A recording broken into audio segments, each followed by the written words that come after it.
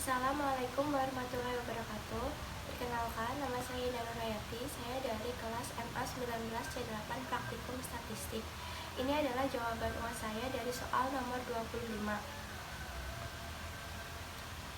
Berikut ini ada tabel serotonin otak H5HT nanogram per gram pada 3 kelompok anak tikus. Apakah data ini cukup memberikan bukti untuk menunjukkan adanya perbedaan di antara ketiga perlakuan tersebut?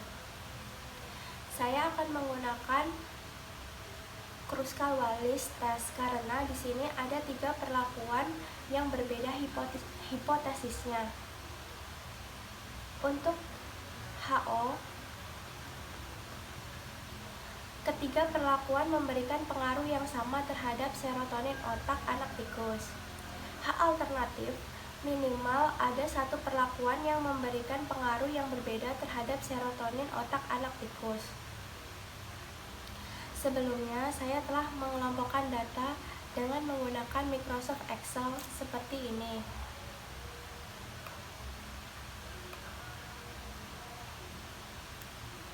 Di sini pada kontrol saya memberikan kode 1, pada LSD saya berikan kode 2, dan pada UML saya berikan kode 3.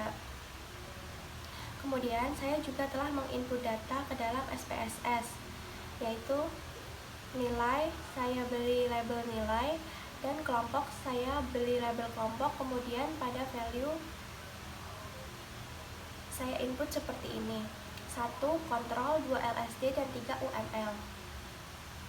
Kemudian kita masuk ke dalam data view yang sebelumnya juga telah saya input sesuai dengan kode kelompok dan juga nilai.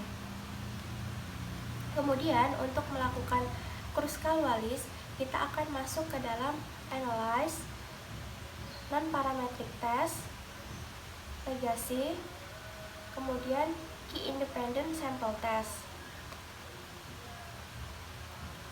Nilai kita masukkan ke tes variable list. Kita klik tanda seperti ini.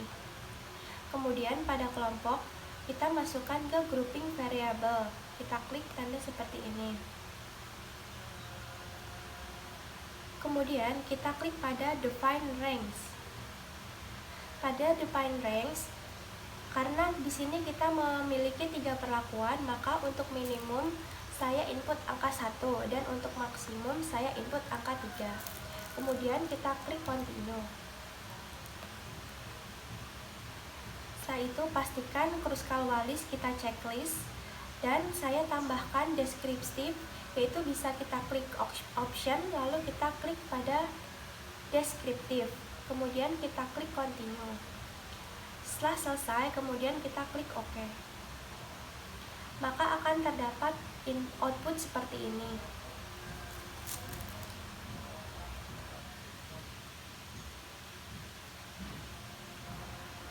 Pada tabel deskriptif menunjukkan N atau jumlah data, min, standard deviation, minimum, dan juga maksimum. Kemudian yang pada tabel kedua yaitu tabel rank, yaitu menunjukkan N atau jumlah data, kemudian min rank. Pada tabel ketiga yaitu menunjukkan ada chi-square, DF atau biasa kita sebut juga degree of freedom, dan juga assigned sign atau p-value. Nilai chi-square di sini yaitu 6,234. Nilai DF yaitu 2 dan nilai p-value yaitu 0,044. Karena nilai p-value kurang dari alpha yaitu 0,05, maka dapat ditarik kesimpulan bahwa H0 ditolak. Minimal ada satu perlakuan yang memberikan pengaruh yang berbeda terhadap serotonin otak anak tikus. Untuk mengetahui perlakuan mana yang berbeda, kita bisa mengetahuinya dengan cara berikut ini.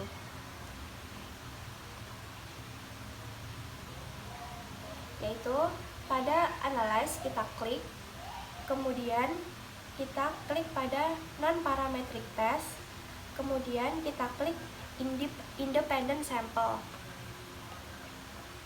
Setelah itu akan muncul tampilan seperti ini. Kemudian klik pada bagian field. Pada bagian field, nilai kita masukkan ke test field dengan cara klik tombol ini. Dan kelompok kita masukkan ke groups dengan cara klik ini. Setelah itu kita masuk ke bagian setting. Pada bagian setting kita pilih customize test. Kemudian kita klik Kruskal Wallis One Way ANOVA Key Sample. Setelah itu kita klik run. Kemudian akan muncul output seperti ini.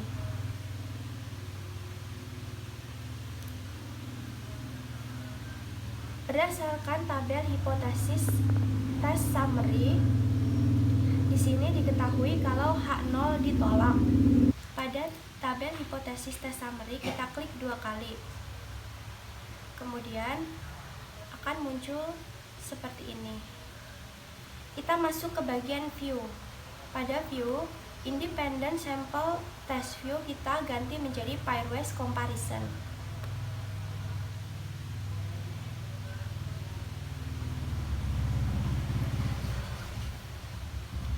Berdasarkan tabel hipotesis test summary, di sini sudah diketahui kalau H0 ditolak. Atau ada satu perlakuan yang memberikan pengaruh yang berbeda.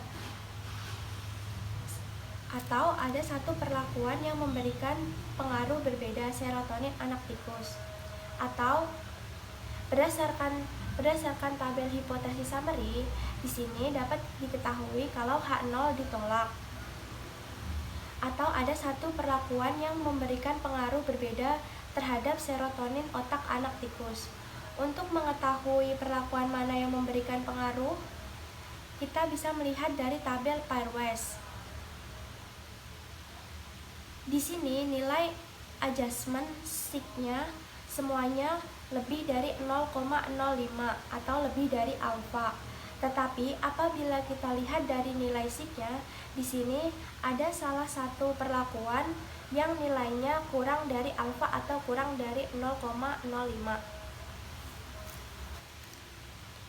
Pada pasangan LSD kontrol mempunyai nilai kurang dari 0,05 yaitu 0,021.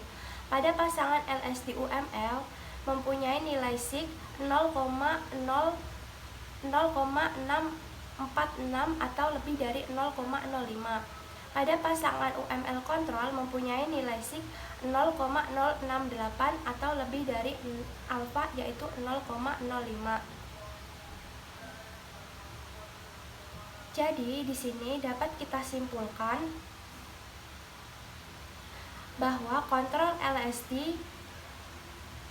pasangan kontrol dan LSD memberikan pengaruh yang berbeda terhadap serotonin otak anak tikus. Jadi untuk menjawab pertanyaan yang tadi, apakah data ini cukup memberikan bukti untuk menunjukkan adanya perbedaan di antara ketiga perlakuan tersebut? Maka jawabannya adalah iya. Data tersebut cukup untuk memberikan bukti adanya perbedaan terhadap ketiga perlakuan tersebut. Data yang memberikan bukti adanya perbedaan pada perlakuan serotonin otak anak tikus adalah data dari pasangan LSD dan kontrol. Demikian jawaban UAS dari saya. Terima kasih, semoga dapat bermanfaat. Wassalamualaikum warahmatullahi wabarakatuh.